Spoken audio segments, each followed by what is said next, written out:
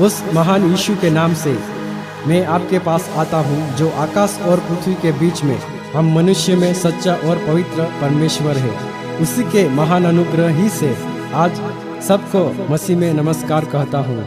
क्या ही धन्य है वे लोग जो परमेश्वर के वचन के भूखे हैं और उस महान परमेश्वर की सेवा संपूर्ण हृदय से और सच्चाई से करते हैं। वे परमेश्वर से एक दिन बड़ा सम्मान पाएंगे। मेरी प्रार्थना उस जीवित परमेश्वर से है कि इस संदेश से आपको परमेश्वर एक नई दिशा दे और आप परमेश्वर के वचन में उसके आने तक बने रहे। आज का मेरा संदेश है प्रभु यीशु का आगमन हम विश्वासियों के लिए। एक व्यक्ति चाहे वो किसी भी घर का सदस्य क्यों न हो, वह किसी काम से बाहर जाता है, तब बाहर जाने वाला व्यक्ति घर के सदस्यों को कह जाता है कि मैं किस काम से बाहर जा रहा हूँ, मैं शाम को या रात को कभी भी घर आ जाऊँगा। यह कह के वह व्यक्ति बाहर जाता है।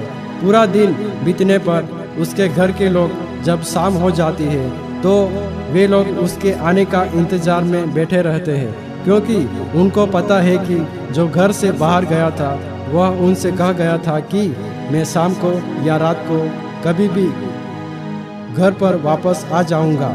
इसलिए उसके घर के सदस्य उसके आने का इंतजार में बैठे रहते हैं।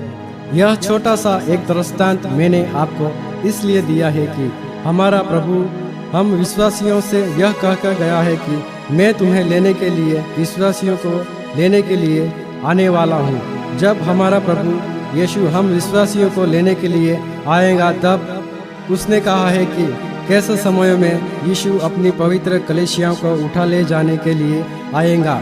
उस समय में पृथ्वी पर क्या क्या घटनाएं होगी, आइए इनके विषय में पवित्र शास्त्र बाइबल ही के आधार से हम घटनाओं को देखेंगे। संपूर्ण पृथ्वी पर सुसमाचार का प्रचार किया जाएगा, मत्ती 24:14। और राज्य का यह सुसमाचार सारे जगत में प्रचार किया जाएगा कि सब जातियों पर गवाही हो, तब अंत आ जाएगा। प्रभु हर एक व्यक्ति को स्वर्ग देना चाहता है। संपूर्ण पृथ्वी पर हर तरह से सुसमाचार का प्रचार करवा रहा है। टीवी, रेडियो, बुक, ट्रक और सुसमाचार प्रचारकों, सेवकों और विश्वासियों का उपयोग करके आज पूरी दुनिया में सभी कोने में सुसमाचार का प्रचार किया जा रहा है, क्योंकि परमेश्वर मनुष्य से प्रेम करता है। दूसरा पतरस 3:9। प्रभु अपनी प्रतिज्ञा के विषय में देर नहीं करता, जैसी देर कुछ लोग समझते हैं, पर तुम्हारे विषय में धीरज धरता है और नहीं चाहता कि कोई नष्ट हो, वरन यह कि सब को मन फिराव का अवसर मिले। संसार प्रभु का बैरी है, और जब हम विश्वासी लोग प्रभु की भक्ति या उसके वचनों पर चलेंगे तो संसार हमें सताएगा, क्योंकि संसार को परमेश्वर ने दोषी ठहराया है। इसलिए संसार प्रभु यीशु से घृणा करता है और शुभ संदेश का विरोध भी करता है। पहला यूहन्ना 3:13। हे भाइयों, यदि संसार तुमसे बैर करता है तो अचंभा न करना। दूसरा तीमुथियुस 3:12। पर जितने मसीह यीशु में भक्ति के साथ जीवन बिताना चाहते हैं वे सब सताए जाएंगे। यूहन्ना 15:18 और 19। यदि संसार तुमसे बैर रखता है तो तुम जानते हो कि उसने तुमसे पहले मुझसे बैर रखा। यदि तुम संसार के होते तो अपनों से प्रेम रखता, परंतु इस कारण कि तुम संसार के नहीं, वरन मैंने तुम्हें संसार में से चुन लिया है, इसलिए संसार तुमसे बैर रखता है। चिन्ह धार्मिकता में अधर्म पाया जाएगा। प्रभु यीशु मसीह के आने से पहले यह दूसरा चिन्ह होगा। दूसरा तीमुथियुस 3:1-5। पर यह स्मरण रखो कि अंतिम दिनों में कठिन समय आएगा, क्योंकि मनुष्य स्वार्थी, लोभी, डिंगमार, अभिमानी, निंदक, माता पिता की आज्ञा टालने वाले, असंयमी, कठोर, भले के बैरी, विश्वासघाती, ठीठ, घमंडी और परमेश्वर के नहीं वरन सुख विलासी के चाहने वाले होंगे। वे भक्ति का भेष तो धरेंगे पर उसकी शक्ति को न मानेंगे। ऐसों से परे रहना। दूसरा तीमुथियुस 4:3। क्योंकि ऐसा समय आएगा जब लोग खरा उपदेश न सह सकेंगे, पर कानों की खुजली के कारण अपनी अभिलाषाओं के अनुसार अपने लिए बहुत से उपदेशक बटोर लेंगे। झूठे शिक्षक भी आएंगे। पहला यूहन्ना 4:1। हे प्रियो, हर एक आत्मा की प्रतीति न करो, वरन आत्माओं को परखो कि वे परमेश्वर की ओर से है कि नहीं, क्योंकि बहुत से झूठे भविष्यवक्ता जगत में निकल खड़े हुए हैं। यहूदा 1:18-19। पिछले दिनों में ऐसे ठट्टा करने वाले होंगे जो अपनी अभक्ति की अभिलाषाओं के अनुसार चलेंगे। ये वे हैं जो फूट डालते हैं। ये शारीरिक लोग हैं जिनमें आत्मा नहीं। 1 तीमुथियुस 4:1। परंतु आत्मा स्पष्टता से कहता है कि आने वाले समयों में कितने लोग भरमाने वाली आत्माओं और दुष्ट आत्माओं की शिक्षाओं पर मन लगाकर विश्वास से बहक जाएंगे। 2 कुरिन्थियों 11:14। यह कुछ अचंभे की बात नहीं, क्योंकि शैतान आप भी ज्योतिमय स्वर्गदूत का रूप धारण करता है। मत्ती 24:12। अधर्म के बढ़ने से बहुतों का प्रेम ठंडा पड़ जाएगा। लूका 18:8। मनुष्य का पुत्र जब आएगा तो क्या वह पृथ्वी पर विश्वास पाएगा। आज यह वचन बहुतों को जीवनों में लग रहा है। आज लोग दुनियादारी की बातों में ज़्यादा और प्रभु की भक्ति और सेवा में कम है। ऐसे ही समय में प्रभु अपनी कलीसियाओं को लेने के लिए आएगा। तीसरा चिन्ह, पृथ्वी पर अंतिम समय में मनुष्य जाति में पाप और बुद्धि बढ़ेंगी। संपूर्ण दुनिया में आज हर नई चीज का आविष्कार हो रहा है। बटन दबाते ही सब कुछ मिल जाता है। ज़्यादा मेहनत करनी नहीं पड़ती। आज पूरी दुनिया में टेक्नोलॉजी का युग आ गया है। कंप्यूटर, हवाई जहाज, गाड़ियाँ मनुष्य के जीवन को जीने के लिए आसान बना रही है। पैसों की जगह क्रेडिट कार्ड, खत की जगह मोबाइल, ईमेल, SMS काम में लिए जा रहे हैं। मनुष्य दिन ब दिन ज्ञान में बढ़ता चला जा रहा है।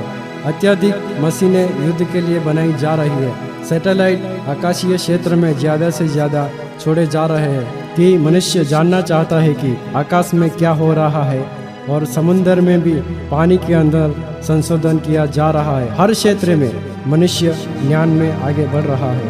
पाप के विषय में मनुष्य दिन ब दिन खून, चोरी, व्यभिचार, झूठ, लूटमार, अनैतिकताओं को लेके दिन ब दिन आगे बढ़ता रहा है।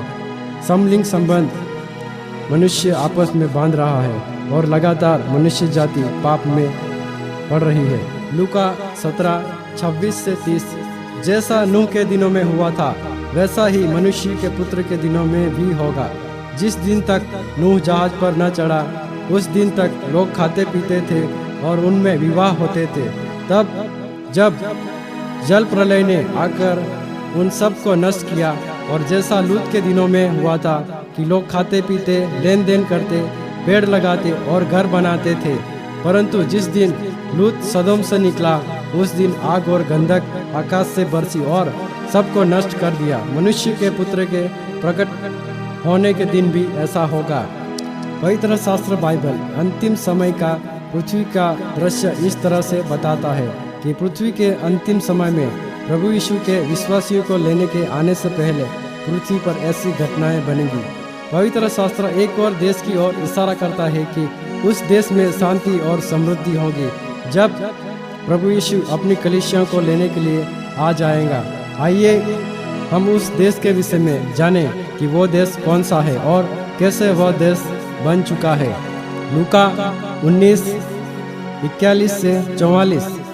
तब वह यीशु निकट पहुंचा तो यरूशलेम नगर को देखकर उस पर रोया और कहा, यदि आज के दिन तू ही उन बातों को जानता जो शांति की है, परंतु अब तेरी आंखों से छिप गई है, क्योंकि तुझ पर वे दिन आएंगे कि तेरे शत्रु तेरे सामने मोर्चा बांधेंगे और तुझे चारों ओर से घेर कर दबाएंगे।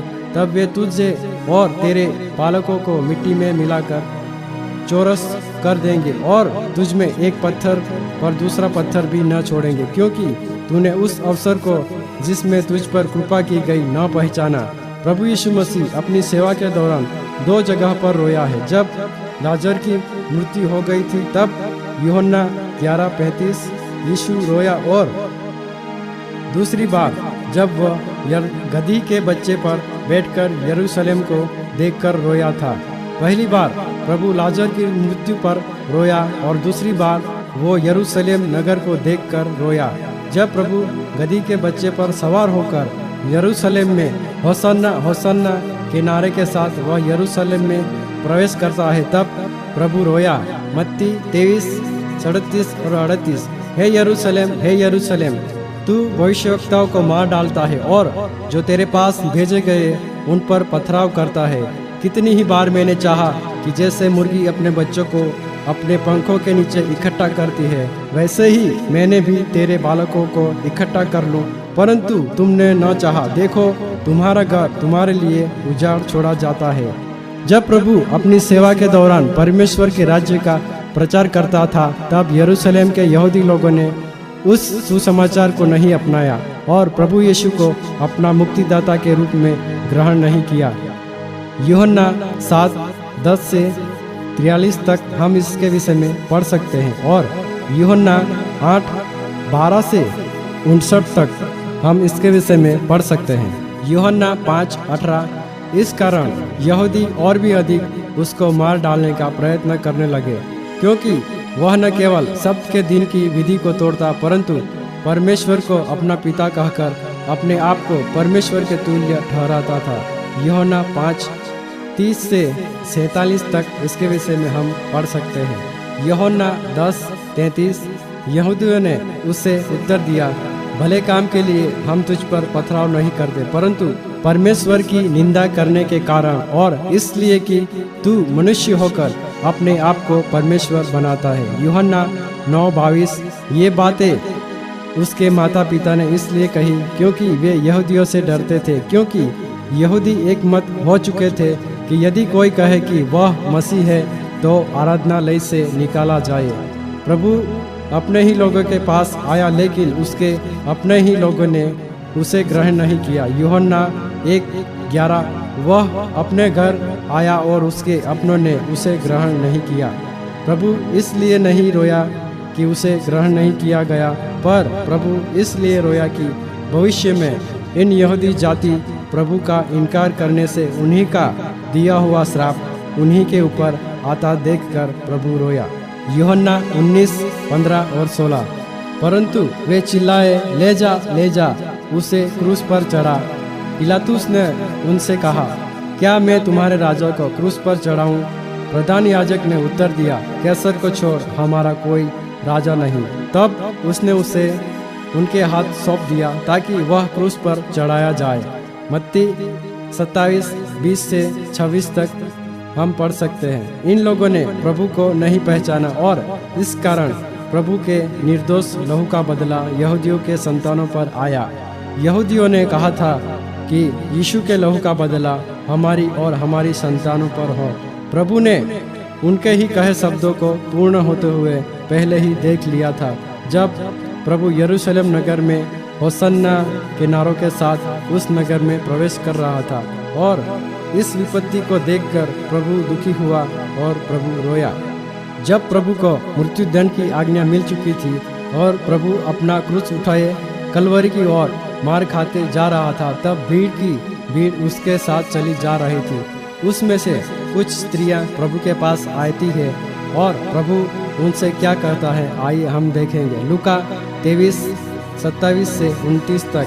उसके पीछे एक बड़ी भीड़ चली आ रही थी और उनमें से स्त्रियां थी जो उसके लिए रो रो कर विलाप कर रही थी, परंतु यीशु ने उनकी ओर पलटकर कहा, यरूशलेम की बेटियां, मेरे लिए मत रो, परंतु अपने और अपने बच्चों के लिए रो, क्योंकि देखो ऐसे दिन आ रहे हैं कि जब लोग कहेंगे, धन्य है बांझ और वे गर्भ जिन्होंने जन्म नहीं दिया और वे स्तन जिन्होंने कभी दूध नहीं पिलाया।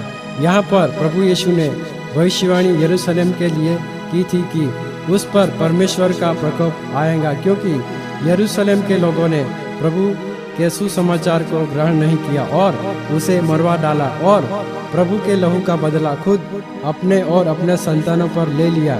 इसलिए यरूशलेम के रहने वालों पर परमेश्वर का प्रकोप प्रभु के जीवित होने के 17 साल बाद यरूशलेम पर की गई प्रभु की भविष्यवाणी इस तरह से पूरी हुई।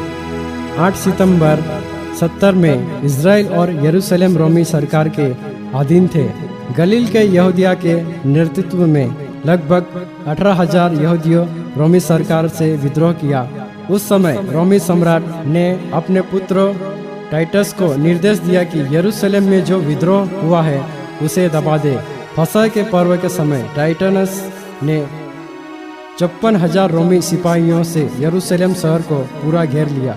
कोई भी व्यक्ति बाहर या अंदर आ जा न सके। इस तरह की घेराबंदी पूरे यरूशलेम की ओर चारों ओर की गई।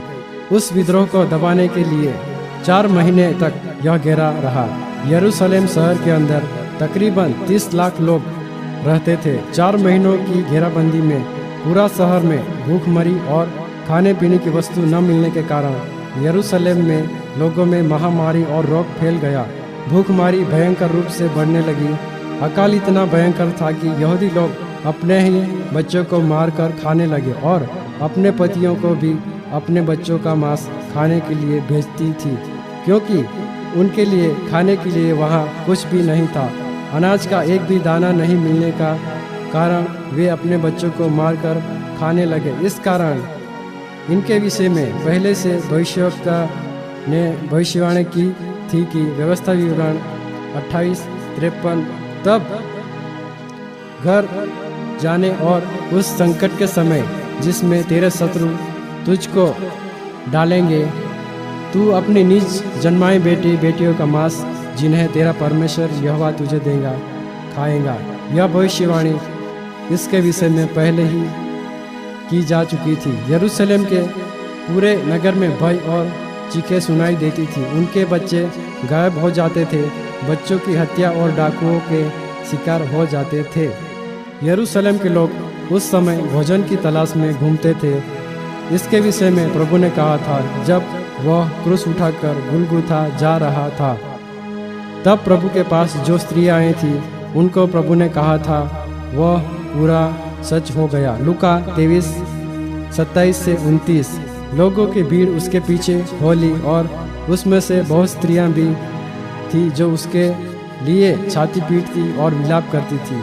यीशु ने उनकी ओर मुड़कर कहा, हे यरूशलेम की पुत्रियां, मेरे लिए मत रो, परंतु अपने और अपने बालकों के लिए रो, क्योंकि देखो वे दिन आते हैं जिनमें लोग कहेंगे, धन्य है वे जो बांझ है और वे गर्भ जो न जने और वे स्तन जिन्होंने दूध न पिलाया।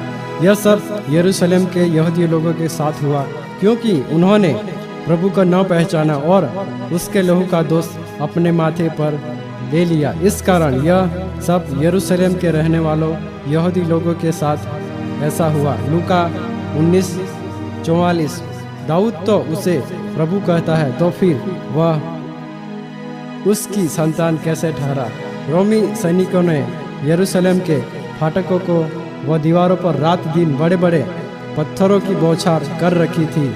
4 महीने के बाद उन्होंने दीवार तोड़ी और रोमी सिपाहियों ने पूरे यरूशलेम के लोगों पर आक्रमण कर दिया। यहूदी लोग जो 4 महीने के बाद उन्होंने दीवार तोड़ी दी और रोमी सिपाहियों ने पूरे यरूशलेम के लोगों पर आक्रमण कर दिया।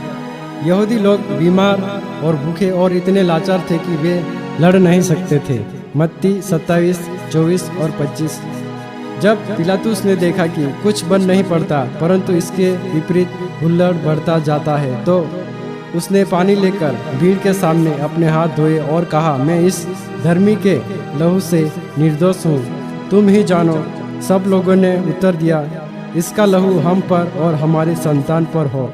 यहूदी लोग चिल्लाए, यीशु को क्रूस पर चढ़ाओ, उसका लहू हमारी यानी यहूदी जाति पर हो और हमारे संतानों पर होगा।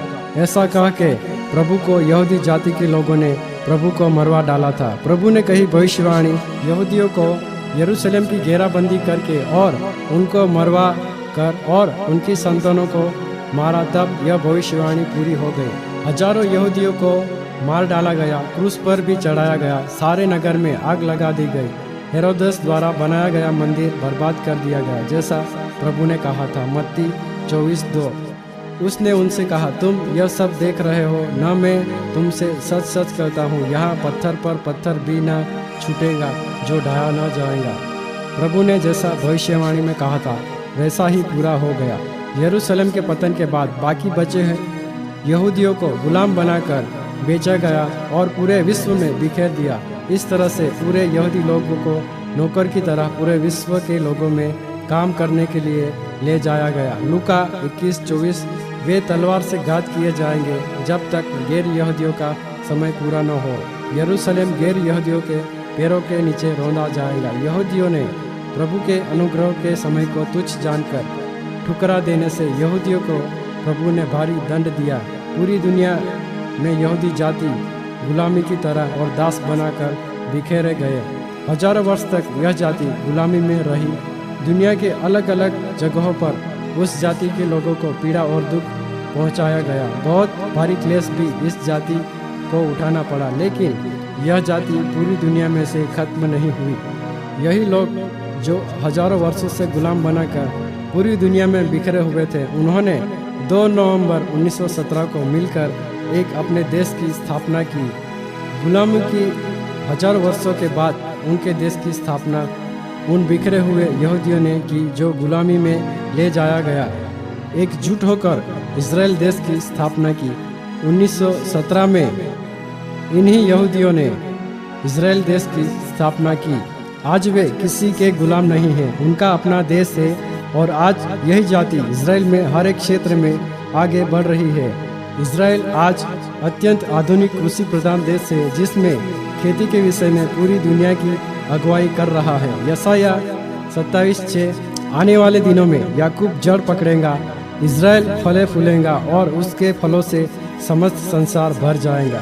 प्रभु यीशु का आगमन हम विश्वासियों के लेने के लिए ऐसे समय में होगा जब इजराइल देश में शांति और समृद्धि होगी। मत्ती 24:32 और 33। जिस अंजीर के पेड़ की बात की गई है वह पेड़ तो इजराइल देश से। अंजीर के पेड़ से यह दृष्टांत सीखो, जब उसकी डाली कोमल हो जाती है और पत्ते निकलने लगते हैं तो तुम जान लेते हो कि ग्रीष्म काल निकट है। इस रीति से जब तुम इन बातों को देखो तो जान लो कि वह निकट है, वरन द्वार पर ही है। यहाँ पर अंजीर का पेड़ तो इजराइल देश को दर्शाया गया है। अंजीर में कोपले आना उस देश में शांति और समृद्धि और तरक्की को दर्शाता है, जो आज इजराइल देश में तरक्की आ रही है। जब इजराइल देश समृद्धि में होगा तब उसे देखकर समझ लेना कि परमेश्वर का आना निकट है। यीशु अपनी पवित्र और निर्दोष कलीसिया को पृथ्वी पर से लेने के लिए आ जाएगा। इजराइल देश की ओर ध्यान केंद्रित रखना भी जरूरी है। यह जगत का चिन्ह है। प्रभु ने हम विश्वासियों को दिया है कि प्रभु के आने से पहले दुनिया में क्या क्या होगा। मत्ती 24:42 से 44 तक। इसलिए जागते रहो, क्योंकि तुम नहीं जानते कि तुम्हारा प्रभु किस दिन आएगा। परंतु वह जान लो कि यदि घर का स्वामी जागता होता कि चोर किस पहर आएगा तो जागता रहता और अपने घर में शेंग लगने न देता। इसलिए तुम भी तैयार रहो, क्योंकि जिस घड़ी के विषय में तुम सोचते भी नहीं हो उसी घड़ी मनुष्य का पुत्र आ जाएगा। मरकुस 13:32 से 37। उस दिन या घड़ी के विषय में कोई नहीं जानता, न स्वर्ग के दूत और न पुत्र, केवल पिता। देखो, जागते रहो और प्रार्थना करते रहो, क्योंकि तुम नहीं जानते कि वह समय कब आएगा। यह उस मनुष्य की सी दशा है जो परदेश जाते समय अपना घर छोड़ जाए और अपने दासों को अधिकार दे और हर एक को उसका काम बता दे और द्वारपाल को जागता रहने की आज्ञा दे। इसलिए जागते रहो, क्योंकि तुम नहीं जानते कि घर का स्वामी कब आएगा, सांझ को या आधी रात को या मुर्ग के बांग देने के समय या भोर को। ऐसा न हो कि वह अचानक आकर तुम्हें सोते पाए। और जो मैं तुमसे कहता हूँ वही सबसे कहता हूँ, जागते रहो। लूका 21:34 से 36 तक।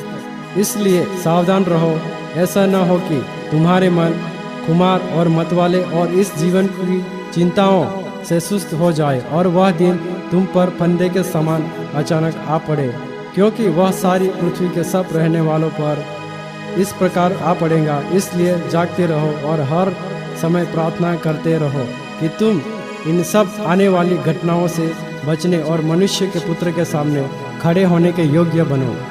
प्रभु यीशु का आगमन कैसे होगा, आइए हम पवित्र शास्त्र के आधार से देखेंगे। यूहन्ना 14:3। और यदि मैं जाकर तुम्हारे लिए जगह तैयार करूं तो फिर आकर तुम्हें अपने यहाँ ले जाऊंगा कि जहाँ मैं हूँ वहाँ तुम भी रहो।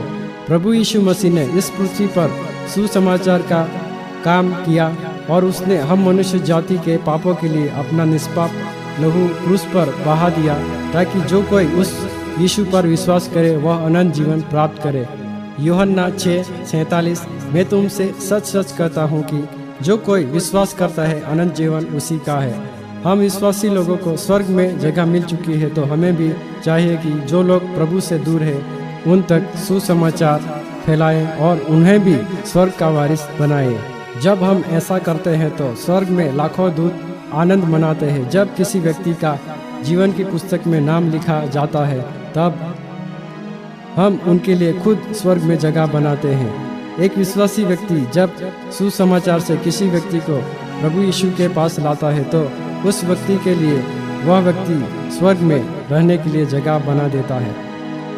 मत्ती 18:18। मैं तुमसे सच सच कहता हूँ, जो कुछ तुम पृथ्वी पर बांधोगे वह स्वर्ग में बंधेगा, और जो कुछ तुम पृथ्वी पर खोलोगे वह स्वर्ग में खुलेगा। यूहन्ना 14:12 से 14 तक। मैं तुमसे सच सच कहता हूँ कि जो मुझ पर विश्वास रखता है ये काम जो मैं करता हूँ वह भी करेगा, वरन इनसे भी बड़े बड़े काम करेगा, क्योंकि मैं पिता के पास जाता हूँ। जो कुछ तुम मेरे नाम से मांगोगे वही मैं करूँगा, कि पुत्र के द्वारा पिता की महिमा हो। यदि तुम मुझसे मेरे नाम से कुछ मांगोगे तो मैं उसे करूँगा। प्रभु यीशु मसीह ने ही खुद हमें स्वर्ग में जगह बनाने का अधिकार दे दिया है। यूहन्ना 14:3। वचन के अनुसार प्रभु कहता है कि मैं तुम्हारे लिए जगह तैयार कर रहा हूँ। क्या हमारा प्रभु लाचार है? क्या वह आज स्वर्ग में ईंटें, रेती और पत्थर लेकर एक स्वर्गीय घर बना रहा है? नहीं, हमारा प्रभु लाचार नहीं है। वो सिर्फ अपने मुंह से शब्द कह देता है और निर्माण हो जाता है। तो फिर वचन क्यों कहता है कि मैं तुम्हारे लिए जगह तैयार कर रहा हूँ? यहेजकेल 12:25 में इस तरह से लिखा है, क्योंकि मैं यहोवा हूँ, जब मैं बोलूँ तब जो वचन मैं कहूँ वह पूरा हो जाएगा। प्रभु यीशु हम विश्वासियों को आज कल या कभी भी लेने के लिए आ सकता है। प्रभु ने अपने वचनों में कहा है, जहाँ मैं हूँ वहाँ तुम भी रहो। हमें लेने के लिए प्रभु कभी भी आ सकता है। इफिसियों 5:27। और उसे एक ऐसी तेजस्वी कलीसिया बनाकर अपने पास खड़ी करे जिसमें न कलंक, न झुर्री, न कोई ऐसी वस्तु हो, वरन पवित्र और निर्दोष हो।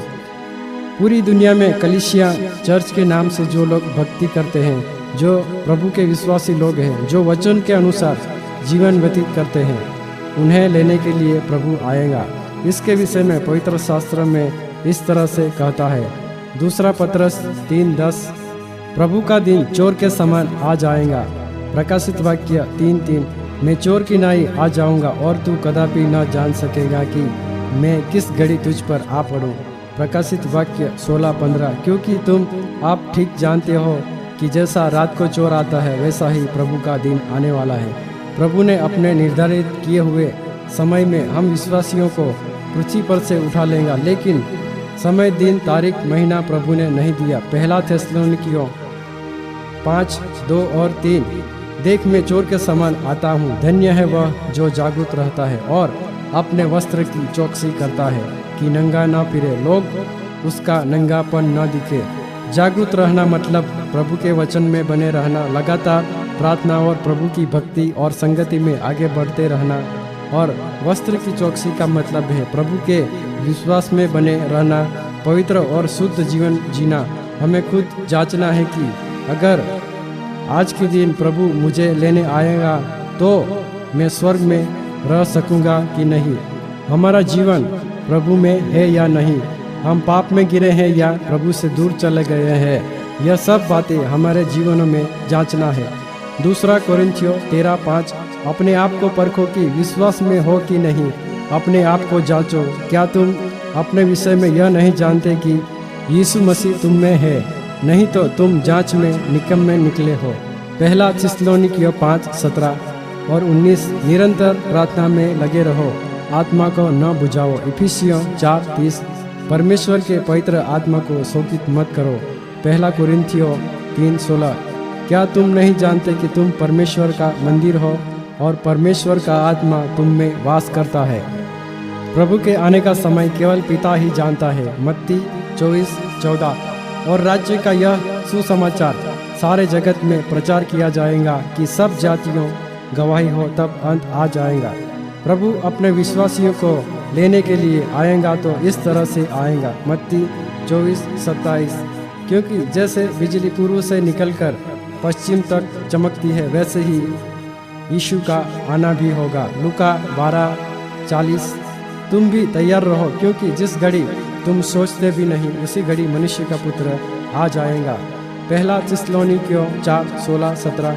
क्योंकि प्रभु आप ही स्वर्ग से उतरेगा, उस समय ललकार और प्रधान दूत का शब्द सुनाई देगा और परमेश्वर की तुरही फूंकी जाएगी, और जो मसीह में मरे हैं वह पहले जी उठेंगे। तब हम जो जीवित और बचे रहेंगे उनके साथ बादलों पर उठा लिए जाएंगे कि हवा में प्रभु से मिले, और इस रीति से सदा प्रभु के साथ रहेंगे। वचन कहता है कि प्रभु ऐसे अपनी विश्वासी रूपी कलीसियाओं को लेने के लिए आने वाला है। इस दुनिया में से वे लोग जो प्रभु यीशु पर विश्वास करते हैं उठा लेगा। मत्ती 24:40। उस समय 2 जन खेत में होंगे, एक ले लिया जाएगा और दूसरा छोड़ दिया जाएगा।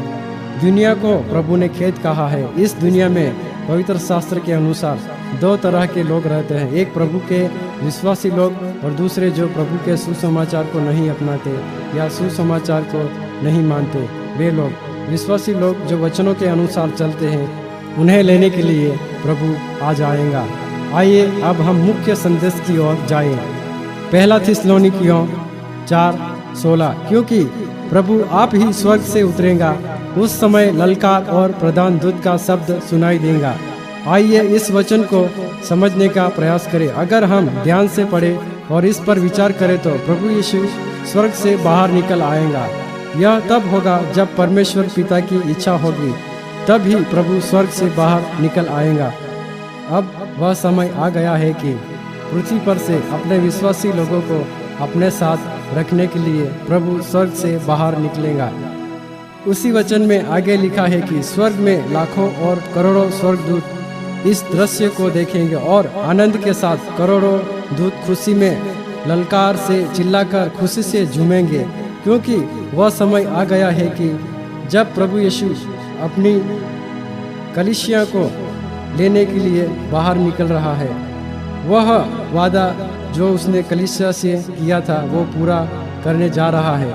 इस खुशी और आनंद के दृश्य को देखकर करोड़ों स्वर्गदूत आनंद मनाएंगे। जैसे शादी के मौक़ों पर 2 परिवारों में शादी से पहले आनंद और खुशी का माहौल होता है, उसी से भी अधिक खुशी का दृश्य स्वर्ग में लाखों करोड़ों स्वर्गदूतों के बीच में होगा, जिसे पवित्र शास्त्र में ललकार कहा गया है। एक महान आनंद स्वर्गदूतों के बीच में होगा जब प्रभु अपने विश्वासियों को लेने के लिए स्वर्ग से निकलेगा। वचन में आगे लिखा है, उस समय प्रधान दूत का शब्द सुनाई देगा। पवित्र शास्त्र के अनुसार परमेश्वर के पास लाखों और करोड़ों स्वर्गदूत तो है, लेकिन प्रमुख प्रभु के 2 दूत हैं जिनके विषय में पवित्र बाइबल में इस तरह से लिखा हुआ है। दानियल 8:16।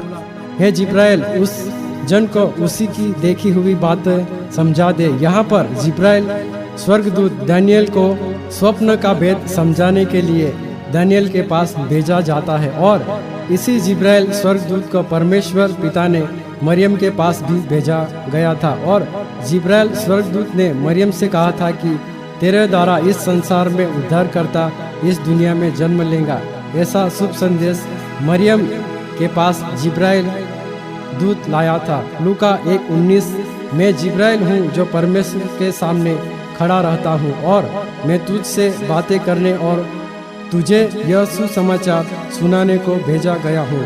यहाँ पर यह वचन बताता है कि प्रमुख दूतों में मिकाएल है। यहाँ पर यह वचन बताता है कि परमेश्वर के पास प्रमुख दूतों में आज 2 स्वर्गदूत है, एक जिब्राइल और दूसरा मिकाएल। एक प्रधान दूत का शब्द सुनाई देगा जब प्रभु अपनी कलीसिया को लेने स्वर्ग से निकलेगा। पहला थिस्सलुनीकियों 4:16-17। क्योंकि प्रभु आप ही स्वर्ग से उतरेगा, उस समय ललकार और प्रधान दूत का शब्द सुनाई देगा। प्रधान दूत मिकाएल है। आगे वचन कहता है प्रधान दूत का शब्द सुनाई देगा। वचन में नहीं लिखा कि प्रधान दूत क्या बोलने वाला है। शायद वो स्वर्गदूत चिल्लाकर यह बोलेगा, सावधान, राजाओं का राजा और प्रभुओं का प्रभु अपनी कलीसियाओं को लेने निकल रहा है।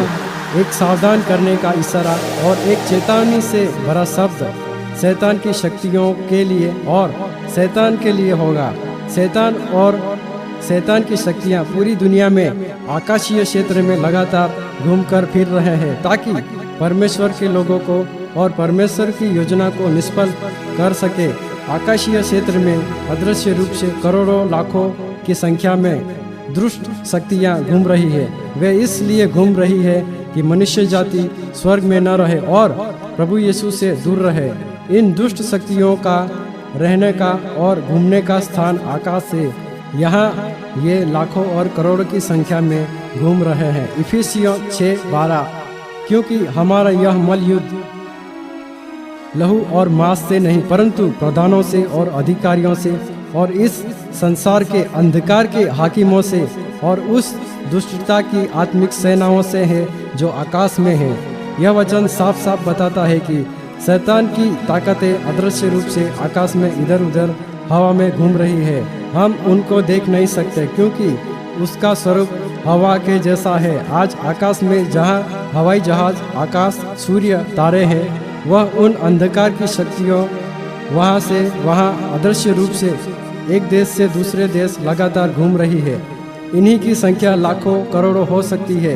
प्रधान दूत का शब्द उन दुष्ट आत्मिक सेनाओं के लिए होगा जो आकाशीय क्षेत्र में इधर उधर घूम रही है। यह सब एक चेतावनी और आदेश के रूप में होगा, हे दुष्ट आत्मिक शक्तियों, हट जाओ, हमारा प्रभु यीशु अपनी कलीसियाओं को लेने आ रहा है। प्रधान दूत का शब्द शैतान की आत्मिक सेनाओं के लिए ही होगा जो आकाशीय क्षेत्र में इधर से उधर घूम रही है। वचन को अगर हम ध्यान से पढ़ें और विचार करें तो प्रभु जब स्वर्ग से बाहर निकल आएगा तो पृथ्वी और आकाश के बीच में खड़ा रहता है, यानी जहां आकाश में सूर्य, चंद्र और तारे हैं, ऐसे आकाशीय क्षेत्र में वो खड़ा रहेगा। वो अपने पांव पृथ्वी पर नहीं रखने वाला। प्रभु बादलों पर ही उठा लिया गया था और जब वो हम विश्वासियों को उठा लेगा तब वो आकाश में उजले बादल पर ही खड़ा रहेगा और अपने चुने हुए विश्वासियों को स्वर्ग में रखने के लिए पृथ्वी पर से अपनी ओर आकाश में खींच लेगा। प्रकाशित वाक्य 14:14-16 मैंने दृष्टि की और देखो, एक उजला बादल है और उस बादल पर मनुष्य के पुत्र सरीखा कोई बैठा है, जिसके सिर पर सोने का मुकुट और हाथ में चोखा हंसुआ है। प्रधान स्वर्गदूत का शब्द उन दुष्ट आत्मिक सेनाओं के लिए होगा। इसलिए जब प्रभु अपने चुने हुए लोगों को उठाएगा तब जो आकाश में दुष्ट शक्तियां इधर से उधर घूम रही होगी, वे विश्वासियों को प्रभु के पास जाने के लिए रास्ता दे देंगे। दुष्ट शक्तियां सब एक तरफ हो जाएंगी क्योंकि प्रभु अपनी कलीसिया के लोगों को अपनी ओर खींच रहा है। ये दुष्ट शक्तियां प्रभु के कार्य में विघ्न या रुकावट नहीं डाल सकती और इसलिए ये दुष्ट आत्माएं एक तरफ हट जाएंगे जब विश्वासी लोग प्रभु की ओर खींचे जाएंगे। इस महान दृश्य को करोड़ों स्वर्गदूत, शैतान और दुष्ट आत्मिक सेना भी देखेंगी। शैतान इस दृश्य को देखता ही रह जाएगा क्योंकि शैतान ने ही हवा को बहकाकर फल खिलाकर पाप में गिरा दिया था, जिसके वजह से परमेश्वर और मनुष्य के बीच का संबंध पाप के कारण टूट गया था। उत्पत्ति 3 अध्याय हम पढ़ सकते हैं। शैतान ने फल खिलाकर मनुष्य जाति को पाप में गिरा दिया था और प्रभु यीशु ने जीवन की रोटी खिलाकर हम मनुष्य विश्वासियों को परमेश्वर के साथ मिलाप करवा दिया है। शैतान फल खिलाकर मनुष्य को नरक में ले जाना चाहता है, लेकिन प्रभु यीशु जो हम मनुष्य के लिए जीवन की रोटी बना, उसे खाकर हम सदा परमेश्वर के साथ स्वर्ग में रह सकते हैं। इस दृश्य को शैतान भी देखेगा कि मैंने तो इनको नाश करने को चाहा था, मगर यीशु ने उन्हें फिर से परमेश्वर के अपने साथ रहने के लिए ले जा रहा है। शैतान भी विश्वासियों को प्रभु के पास जाते हुए लोगों को रोक नहीं सकेगा क्योंकि स्वयं प्रभु यीशु अपनी कलीसियाओं को जो विश्वासी के रूप में इस पृथ्वी पर जाने जाते हैं उठा लेगा। शैतान को भी मालूम है कि परमेश्वर सर्वशक्तिमान है। जब परमेश्वर कोई कार्य करता है तो उसे कोई रोक नहीं सकता। सिर्फ उस कार्य को देख सकते हैं। और जब विश्वासी लोग पृथ्वी पर से उठाए जाएंगे तब शैतान और दुष्ट ताकतें बाजू में हट जाएंगी, परमेश्वर और विश्वासियों के बीच में से हट जाएंगी। इसके बाद पवित्र शास्त्र क्या कहता है, आइए देखें। 1 थिस्सलुनीकियों 4:16। और परमेश्वर की तुरही फूकी जाएंगी। तुरही का फूका जाना सम्मान और विजय के रूप में होता है। यह तुरही फूकी जाएंगी और जो प्रभु के वचनों के अनुसार जीवन बिताकर मर चुके होंगे उनकी कब्रें खुल जाएंगी और वे फिर से जीवित हो जाएंगे।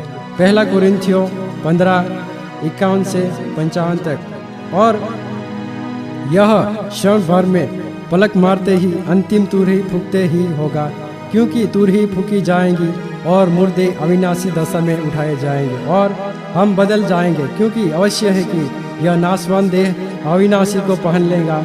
और जब यह नाशवान अविनाशी को पहन लेगा और यह मरणहार अमरता को पहन लेगा, तब वह वचन जो लिखा है पूरा हो जाएगा, जय ने मृत्यु को निगल लिया है। मृत्यु तेरी जय कहाँ रही? हे मृत्यु तेरा डंक कहाँ रहा? यूहन्ना 6:35 और 37 से 40 तक। यीशु ने उनसे कहा, जीवन की रोटी मैं हूँ, जो मेरे पास आता है वह कभी भूखा न होगा, और जो मुझ पर विश्वास करता है वह कभी प्यासा न होगा। जो कुछ पिता मुझे देता है वह सब मेरे पास आएगा, और जो कोई मेरे पास आएगा उसे मैं कभी ना निकालूंगा। क्योंकि मैं अपनी इच्छा से नहीं वरन अपने भेजने वाले की इच्छा पूरी करने के लिए स्वर्ग से उतरा हूँ। और मेरे भेजने वाले की इच्छा यह है कि जो कुछ उसने मुझे दिया है उसे मैं से कुछ न खोऊं, परंतु उसे अंतिम दिन फिर जिला उठाऊं। क्योंकि मेरे पिता की इच्छा यही है कि जो कोई पुत्र को देखे और उस पर विश्वास करे वह अनंत जीवन पाए, और मैं उसे अंतिम दिन फिर जिला उठाऊंगा। यूहन्ना 5:25 और 28 और 29 वचन।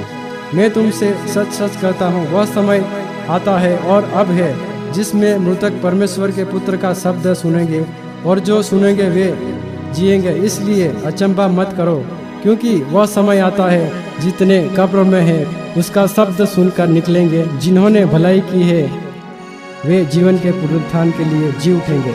जब प्रभु अपनी कलीसिया को उठाएगा तब तुरही भी फूकी जाएंगी, और परमेश्वर का शब्द उन लोगों के लिए होगा जो प्रभु के वचन के अनुसार जी कर मर चुके होंगे। प्रभु उन्हें उठा लेगा, जैसा प्रभु ने लाजर को कब्र में से उठाया था, वैसे ही जो मसीह में मरे हैं उन्हें प्रभु अपनी आवाज़ से उठाएगा। जो लोग प्रभु में जीवन बिताकर मर चुके होंगे उन्हें प्रभु उठाएगा। वे सिर्फ प्रभु की नज़र में सो रहे हैं। जब प्रभु उन्हें उठाएगा तब वे फिर से जी उठेंगे। धन्य है वे लोग जिनका प्रथम पुनरुत्थान होगा, वे परमेश्वर के राज्य में सदा काल तक अनंत जीवन उन्हें मिलेगा। प्रकाशित वाक्य। धन्य और पवित्र वह है जो पहले पुनरुत्थान के भागी है, ऐसा पर दूसरी मृत्यु का कोई भी अधिकार नहीं। इस तरह से प्रभु अपने मरे हुए लोगों को जीवित कर देगा। 1 कुरिन्थियों 5:53। और जो जीवित रहेंगे बदल जाएंगे।